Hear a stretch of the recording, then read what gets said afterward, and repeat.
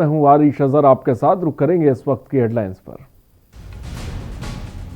दिल्ली के उप मुख्यमंत्री मनीष सिसोदिया ने उत्तराखंड के कैबिनेट मंत्री को लिखा पत्र, राज्य के विकास कार्यों को दिखाने के लिए किया मंत्री।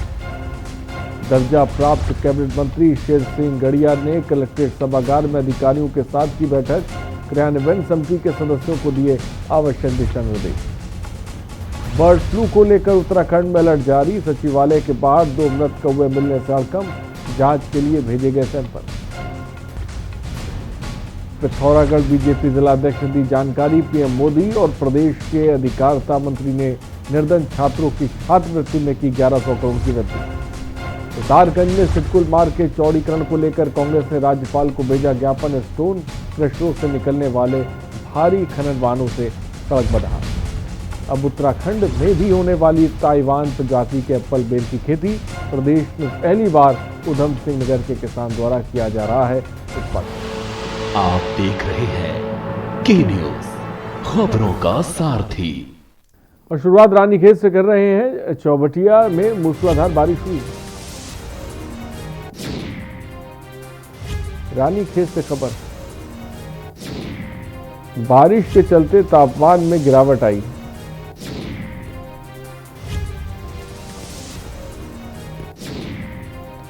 सर्वाधिक ऊंचाई वाला क्षेत्र है चौबटिया। रानीखेत से खबर, चौबटिया में मूसलाधार बारिश।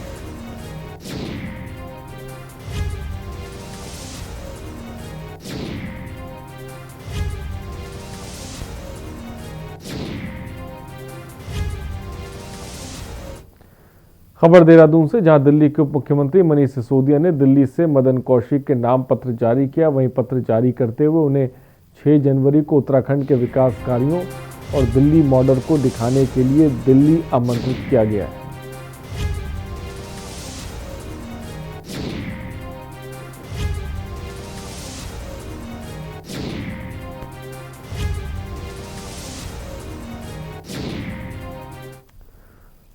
और अवैध खनन के खिलाफ कोटेद्वार तहसील क्षेत्र के अंतर्गत प्रशासन की छापेमारी अभियान में कलाल घाटी के मानपुर क्षेत्र में एक आरबीएम भंडारण में भारी मात्रा में आरबीएम पकड़ा गया।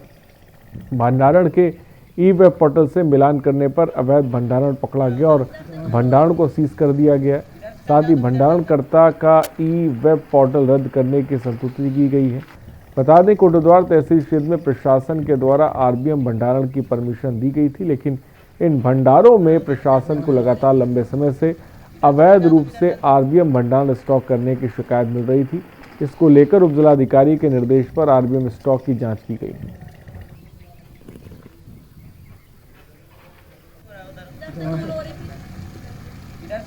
स्थित कराल घाटी क्षेत्र से लगातार कुछ शिकायतें आ रही थी अवैध खनन को लेकर, जिसके संदर्भ में तहसीलदार को निर्देशित किया गया था कि वहाँ के स्टॉकों की गहनता से जांच करें। इसी क्रम में जो वहाँ पर एक स्टॉक था जो निशांत नेगी के नाम से स्वीकृत है वहाँ पे, और उसकी भी जांच की गई और जांच में जितना इनहैंड कैपेसिटी है उससे कहीं अधिक मात्रा में अवैध रूप से आरबीएम का वहाँ पर भंडारण पाया गया। और बंगलौर गन्ना विकास परिषद में उपजिलाधिकारी भगवानपुर और निर्वाचन अधिकारी गन्ना विकास परिषद लेबरहेडी के जरिए गन्ना विकास परिषद लेबरहेडी के प्रबंधन कमेटी का चुनाव कराया गया, जिसमें निर्वाचित सभी महाचुनाव को सभी कर्मचारियों ने पुष्पमाला पहनाकर अभिनंदन किया। वहीं गन्ना विकास परिषद के अध्यक्ष ब्रजपाल सिंह को बनाया गया और कार्यक्रम में समिति के सभी सदस्य भी शामिल रहे। आज गन्ना विकास परिषद की प्रबंध समिति का गठन हुआ है और मेरे भाई ब्रजपाल जी इस परिषद के अध्यक्ष निर्वाचित हुए हैं। किसान भाई जो हैं हमारे, उनके लिए बिल्कुल निश्चित रूप से उनमें जोश जो है और वो जोश बिल्कुल पूरी तरह से रहेगा। नैनीताल में मेट्रो के नाले में बीते 2 दिनों से सीवर पाइप के लीकेज होने के कारण गंदगी बरसाती नाले के पानी के साथ झील में समा रही है और सीवर लीकेज से क्षेत्र में आसपास रहने वाले लोगों को दुर्गंध के चलते दिक्कतें हो रही हैं। कई बार शिकायत करने के बाद भी कोई सुनवाई नहीं हुई। आपको बता दें कि नैनी झील से नगर और आसपास के क्षेत्रों में पेयजल आपूर्ति की जाती है। स्वास्थ्य विभाग के अधिकारी गणेश सिंह का कहना है कि अति शीघ्र झील में बहने वाले सभी नालों की साफ सफाई की जाएगी। झील में जो जो ट्रिब्यूटरी हैं, जो भी नाले हैं जो उसको रिचार्ज करते हैं, इसमें यूजुअली समय समय पे मेरे द्वारा जल संस्थान के अधिकारियों को जो है इसका जो है सूचना दी जाती है। और ये एक बहुत खतरनाक विषय है, क्योंकि पूरे नैनीताल क्षेत्र को यहीं से उसके पैरेलल बोरिंग होकर के पानी की सप्लाई होती है। और हमें बहुत ज़्यादा कोशिश करनी होगी कि हम झील के पानी को स्वच्छ रखें। और झील में जो जो ट्रिब्यूटरी हैं, जो भी नाले हैं जो उसको रिचार्ज करते हैं, उन नालों को हमें साफ रखना होगा। और जिला कांग्रेस कार्यकारिणी की बैठक का आयोजन डोईवाला में किया गया, जिसमें कांग्रेस प्रदेश अध्यक्ष प्रीतम सिंह ने शिरकत की। बैठक का उद्देश्य 2022 के विधानसभा चुनाव को लेकर कार्यकारिणी को मजबूत कर मजबूती के साथ मैदान में उतारना है और जनता के बीच जाकर केंद्र और राज्य सरकार की जन विरोधी नीतियों को बताना है। जिस राजनीतिक दल के पास 70 लोग चुनाव लड़ने के लिए नहीं है, कहते हैं कि हमारी लड़ाई, उन्होंने दिल्ली जीतने के बाद अन्य प्रदेशों में भी जो है इस तरीके से चुनाव लड़ने का काम किया, आजमाने का काम किया, लेकिन लोगों ने जो है आम आदमी पार्टी को ठुकरा दिया। देहरादून उत्तराखंड की परिस्थिति में और दिल्ली की परिस्थिति में जमीन आसमान का फर्क है। जुमलेबाजी से चाहे आप हो चाहे बीजेपी हो, सरकारें नहीं चलाती। आज उनका एक नया मैसेज आया है, उन्होंने जो यहाँ के मंत्री हैं कोसी, उनको दिल्ली बुलाया करके हमारा मॉडल देखिए आप किसको गिरा सकते हैं। तो ये क्या ये ये मैं कह रहा हूँ ये नूरा कुश्ती है भाजपा की और नूरा कुश्ती हमें। और ऋषिकेश से खबर, कर्णप्रयाग रेलवे निर्माण के दौरान भटनगर और रौना के प्रभावित स्थानीय लोगों द्वारा उनके आवागमन के रास्तों और स्थानीय लोगों के रोजगार को लेकर आज वार्ता हुई। स्थानीय लोगों का कहना है कि रेलवे लाइन निर्माण के दौरान उनके आवागमन के रास्ते बंद हो रहे हैं। प्रभावितों का कहना है कि स्थानीय प्रभावितों को कंपनियों रोजगार देने के बजाय बाहरी युवाओं को रोजगार दे रही हैं। प्रभावितों का कहना है कोरोना काल में स्थानीय लोग बेरोजगार हुए हैं।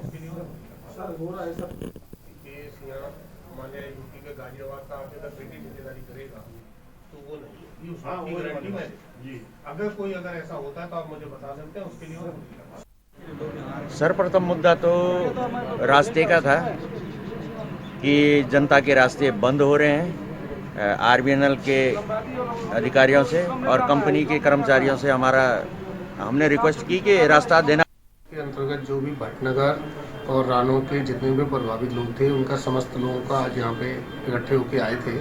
उनकी विभिन्न प्रकार की छोटी छोटी समस्याएं थी, जिनमें से कुछ समस्याओं का अभी निदान कर लिया गया है। मांग ये थी कि हमारे गांव का जो मुख्य मार्ग था, रास्ता इस रेलवे में जो भूमि एक्वायर हुई है, वो 3 या 4 रास्ते थे हमारे, वो इस रेलवे में एक्वायर हो चुके हैं। और हमारे कई परिवार हैं जिनको कि अपने घरों में जाने के लिए अब रास्ता। और उधम सिंह नगर जिला मुख्यालय रुद्रपुर के कलेक्ट्रेट में उपाध्यक्ष और कैबिनेट मंत्री दर्जा प्राप्त राज्य स्तरीय शेर सिंह गढ़िया ने कलेक्ट्रेट सभागार में 20 सूत्रीय कार्यक्रम और क्रियान्वयन समिति के संबंधित विभाग के अधिकारियों के साथ बैठक की और आवश्यक दिशा निर्देश दिए। जिला एवं संख्याधिकारी द्वारा मंत्री को 20 सूत्री कार्यक्रम की पावर प्रेजेंटेशन के माध्यम से विस्तृत रूप से जानकारी भी दी गई। सारी चीजें आ जाना, जब अलग अलग करोगे तभी, एक में करोगे तो समझ में आएगी लोगों को क्या है क्या नहीं है। मुख्य रूप से जो हमारा उद्देश्य है सामर्थ्यवान व्यक्ति का निर्माण, क्योंकि बीसू का जो हमारा क्रियान्वयन समिति है, हम चाहते हैं कि धरातल पर जो है योजनाओं का अनुसरण हो और जो गांव के अंतिम छोर में बैठा हुआ व्यक्ति है उसके कल्याण के लिए हमारे माननीय मुख्यमंत्री जी ने, हमारे प्रदेश की सरकार ने, हमारे केंद्र की सरकार ने बहुत सारी ऐसी कल्याणकारी योजनाओं को बनाया। और रुकते हैं ब्रेक के लिए, जल्द हाजिर होंगे।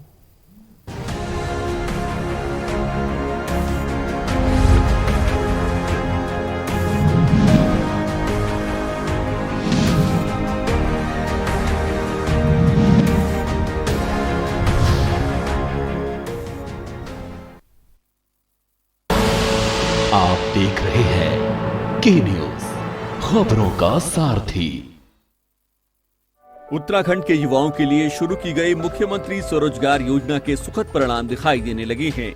इस योजना के तहत अब तक 7,000 से अधिक प्रोजेक्ट्स को मंजूरी दी गई है। 2,200 से अधिक लोगों को 35 करोड़ रुपए से अधिक का लोन स्वीकृत किया जा चुका है। योजना में बैंकों के जरिए 150 प्रकार से अधिक व्यावसायिक गतिविधियों के लिए 25% तक की सब्सिडी पर लोन उपलब्ध कराया जा रहा है।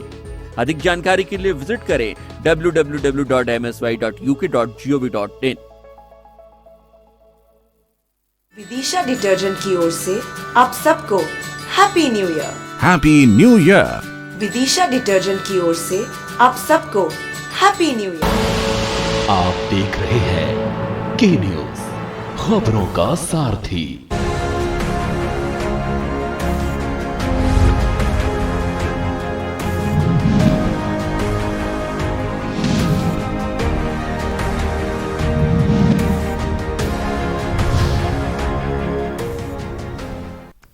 ब्रेक के बाद आपका स्वागत है। सितारगंज के उपजिलाधिकारी कार्यालय में दर्जनों कांग्रेस कार्यकर्ताओं ने पहुंचकर सिडकुल मार्ग के चौड़ीकरण करने और खनन वाहनों के वैकल्पिक मार्ग बनाने की मांग को लेकर महामहिम राज्यपाल को संबोधित ज्ञापन सौंपा। कांग्रेसियों का कहना है कि सिडकुल सिसौना सितारगंज को जोड़ने वाला मार्ग है, लेकिन इस रोड पर लगभग आधा दर्जन स्टोन क्रशर हैं, जिसके चलते इस रोड पर भारी खनन वाहन निकलते हैं, जिससे रोड की हालत जर्जर हो गई है और रोड में रोज ही सड़क दुर्घटनाएं होती रहती हैं।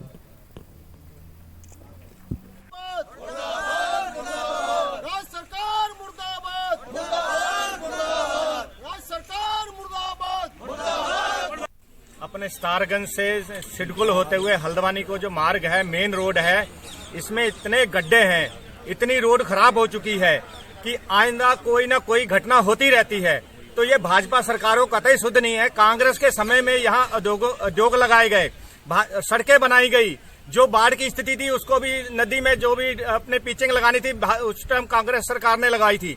आज भाजपा सरकार इस रोड को भी नहीं बना पा रही है। सिडकुल मार्ग है, इसका आप देख रहे हैं बहुत क्षतिग्रस्त रूप में यहाँ पे बनी हुई है, जिसका बार बार विधायक जी हमारे कहते हैं कि बार बार निर्माण कार्य इस पे होता है, करवाते भी हैं, ऊपर से डंटर पंटर करवाते हैं। पिछले वर्ष कोई इस पे एक छोटे से बच्चे की मृत्यु भी हो गई, आज भी उसका कष्ट हाल में है, बहुत बुरी स्थिति में है।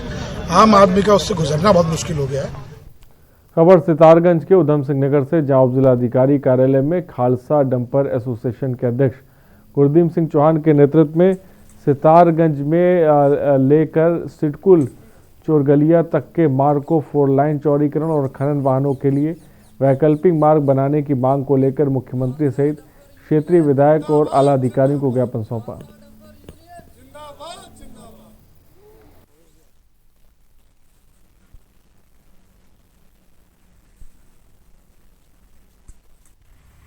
तीन परिवारों को बहुत ज्यादा घाटा हुआ है।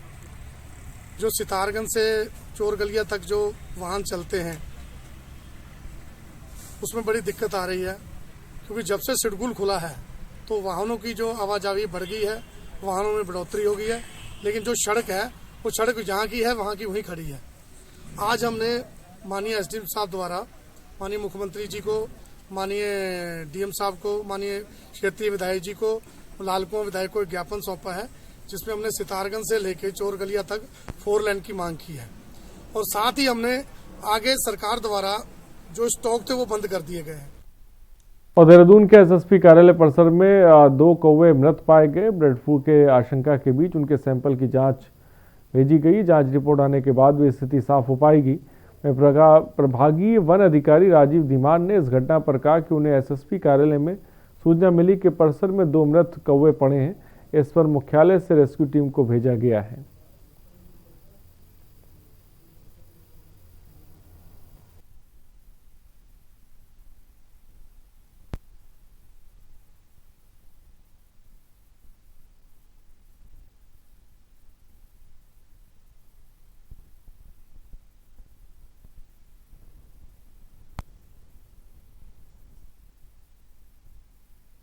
और खबर सितारगंज से, जहां किसी बात को लेकर कल गांव में विवाद हो गया था, जिससे गांव के लोगों ने मामले को निपटा लिया था, लेकिन गांव में कुछ लोग बाहरी आए और 15 वर्षीय राजीव कुमार को मार कर गंभीर रूप से घायल कर दिया। बताया जा रहा है कि गांव पसेनी के कुछ शराब बेचने वाले शराब माफियाओं से मना करने पर विवाद हो गया था, जिसको ग्राम प्रधान और गांव के लोगों ने बैठकर निपटा लिया था, लेकिन दोनों भाई और आधा दर्जन अन्य साथियों के साथ अवैध असलहों से लैस होकर आए और 2 युवकों पर फायर छोड़ दिया।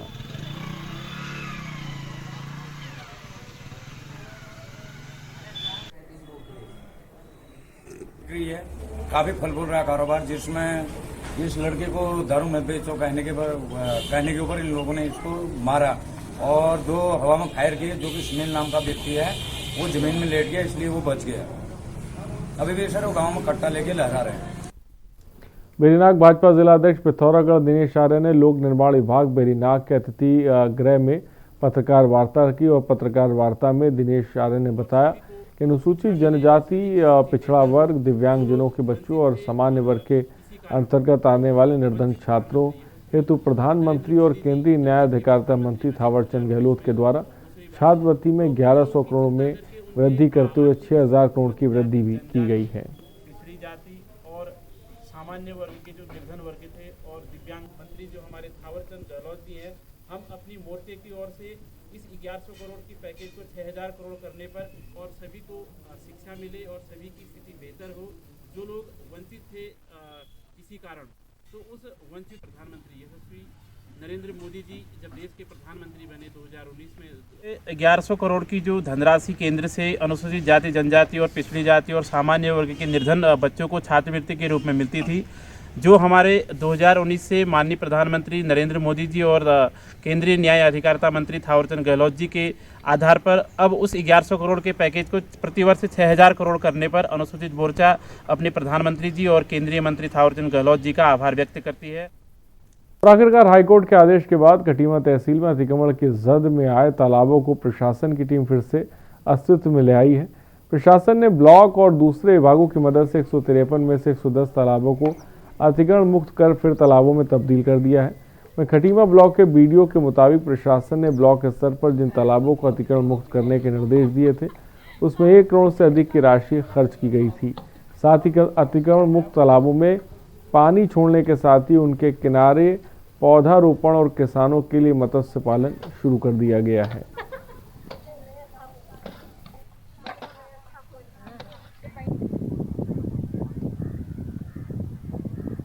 इस संबंध में तहसील प्रशासन ने 109 तालाब हमको इस कार्य के लिए दिए थे, जिसमें 80 तालाब हमने उसमें पूर्ण कर दिए हैं और उसमें 1 करोड़ 61 लाख लगभग हम खर्च हो चुके हैं। इन तालाबों के पुनर्जीवन के बाद हमने इन तालाबों के किनारों में केले के पौधे लगाए हैं, कई अमरूद के पौधे लगाए हैं और उनको कई तालाब हमने मत्स्य पालन के लिए समूहों को दिए। उत्तराखंड हाईकोर्ट के शांति कुंज हरिद्वार और ब्रह्म वर्चस्व शोध संस्थान में व्याप्त गड़बड़ियों की जांच की मांग को लेकर दायर जनहित याचिका में इन संस्थाओं के प्रमुख प्रणय पांड्या और उनकी पत्नी शैलबाला पांड्या को फिलहाल पक्षकार बनाने की अनुमति नहीं दी है। खंडपीठ ने याचिकाकर्ताओं से इन दोनों के नाम हटाकर संशोधित याचिका दायर करने और संबंधित एसएसपी हरिद्वार और सरकार से 4 हफ्ते में जवाब देने को कहा है। आपको बता दें कि शांति कुंज हरिद्वार के पूर्व कर्मचारी मनमोहन सिंह ने हाईकोर्ट में जनहित याचिका दायर कर कहा है कि जब से प्रणव पांड्या और शैलबाला पांड्या शांति कुंज और ब्रह्म वर्चस्व शोध संस्था के सर्वे सर्वा बने हैं, तब से इन संस्थाओं में असंतोष है।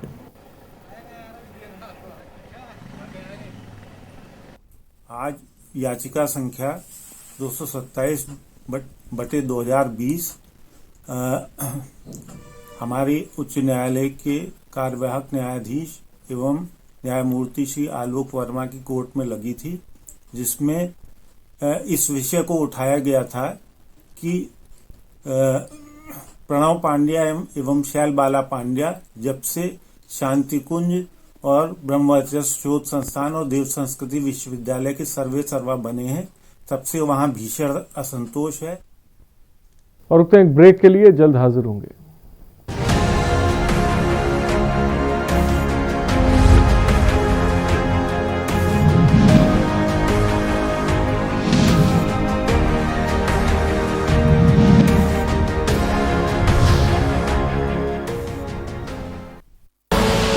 आप देख रहे हैं के न्यूज, खबरों का सारथी।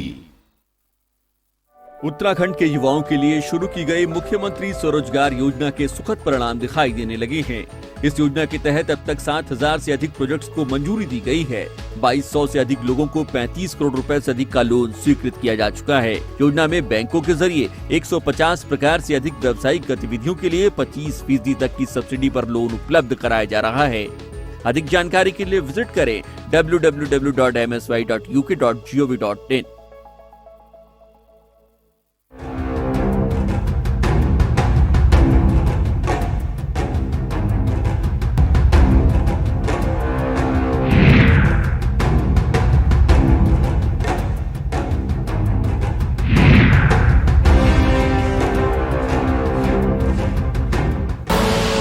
आप देख रहे हैं के न्यूज, खबरों का सारथी।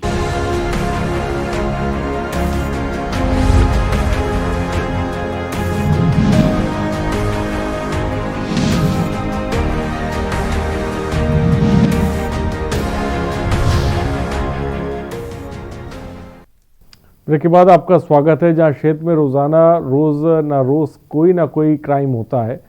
पुलिस इन क्राइम को रोकने में तेजी के साथ काम करती नजर आती है और क्षेत्र में हो रही गलत गतिविधियों पर पहली नज़र बनाए रखती है।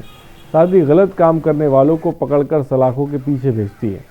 इसी के मद्देनजर लालकुआं कोतवाली पुलिस बीते 2020 साल में क्राइम को काफ़ी हद तक रोकने में सफल हुई और शराब, स्मैक, चरस जैसी चीज़ों को भारी मात्रा में पकड़ने में कामयाब हुई।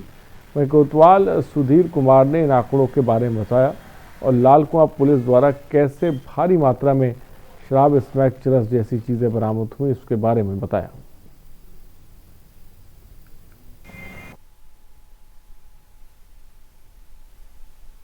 2019 के मुकाबले अगर हम 2020 की बात करें तो क्राइम में बढ़ोतरी हुई है। हमने जैसे शराब के खिलाफ कार्रवाई की है। पिछले साल 19 में 95 केसेस थे, अब की बार 119 केसेस हैं, जिसमें करीब 3,000 लीटर से ऊपर जो है कच्ची शराब और 130 लीटर अंग्रेजी शराब और देसी शराब ये सब बरामद की गई हैं। और कई सारे वाहन सीज किए गए, करीब 37 वाहन जिसमें कार, मोटरसाइकिल, स्कूटी वगैरह शामिल हैं, ये भी सीज किए गए इसके तहत। और अब आम नागरिकों को कैंट ऑफिस के चक्कर नहीं लगाने पड़े, क्योंकि अब रानीखेत में छावनी परिषद द्वारा ई छावनी के नाम से नई परियोजना का शुभारंभ किया जा रहा है, जिससे आम नागरिक एक क्लिक के द्वारा ऑनलाइन कई सुविधाओं का लाभ उठा सकते हैं और अपनी शिकायत दर्ज करा सकते हैं। इसके लिए देश के सभी छावनियों में तैयारी पूरी हो चुकी है।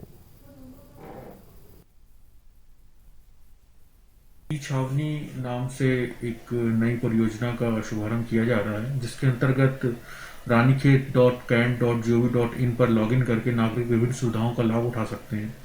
इसमें कई सर्विसेज हैं जो कैंट बोर्ड की उनको ऑनलाइन कर दिया गया है, जिसमें से प्रमुख हैं कि जनता की कोई भी शिकायत हो सफाई के संबंध में या किसी अन्य संबंध में, वो ऑनलाइन दर्ज करा सकते हैं, उनका समाधान किया जाएगा। इसके साथ ही साथ ट्रेड लाइसेंस हो गया, कोई भी फीस हो गई, कोई भी एप्लीकेशन हो गई, वो ऑनलाइन उसको कैंट बोर्ड को भेज सकते हैं। और घटनास्थल पर स्थिति को बेहतर संभालने के लिए उत्तराखंड की चीता पुलिस को हाईटेक बनाने की कवायद जारी है। दून में पहले चरण में 150 चीता पुलिस कर्मियों को चयन कर उन्हें प्रशिक्षण दिया जा रहा है, जिसमें 120 पुरुष और 30 महिला पुलिसकर्मियां शामिल हैं। दून एसएसपी योगेंद्र रावत ने बताया कि वर्तमान में चीता और सीपीओ पुलिसकर्मियों की व्यवस्था में सुधार लाने पर काम भी किया जा रहा है।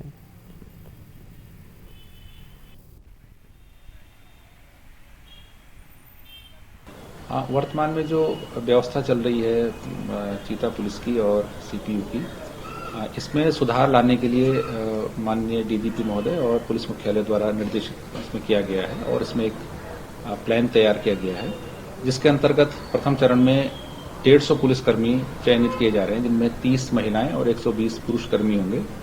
इनको पुलिस लाइंस में एक गहन प्रशिक्षण दिया जाएगा। मुख्य रूप से इस फोर्स का उद्देश्य फर्स्ट रिस्पॉन्डर की तरह काम करना है। और आपको दिखाते हैं उत्तरकाशी में एक बुजुर्ग से, जो आज भी उत्तराखंड की पौराणिक संस्कृति को सजोने में लोक गायकों के अलावा ढोल वादों का भी योगदान दे रहे हैं, जो अपने भिन्न तालों को बजाकर यहाँ की संस्कृति का बखान करते हैं। अपनी पौराणिक मान्यता को संजीदा रखते हुए 90 वर्षीय बुजुर्ग आज भी अपने ढोल के तालों से लोगों को पौराणिक संस्कृति से रूबरू कराते हैं।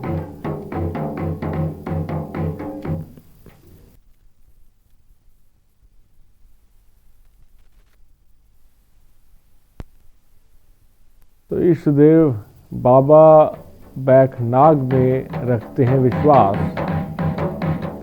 और अपनी पौराणिक संस्कृति से लोगों को नगाड़ा बजा के रूबरू कराते हैं।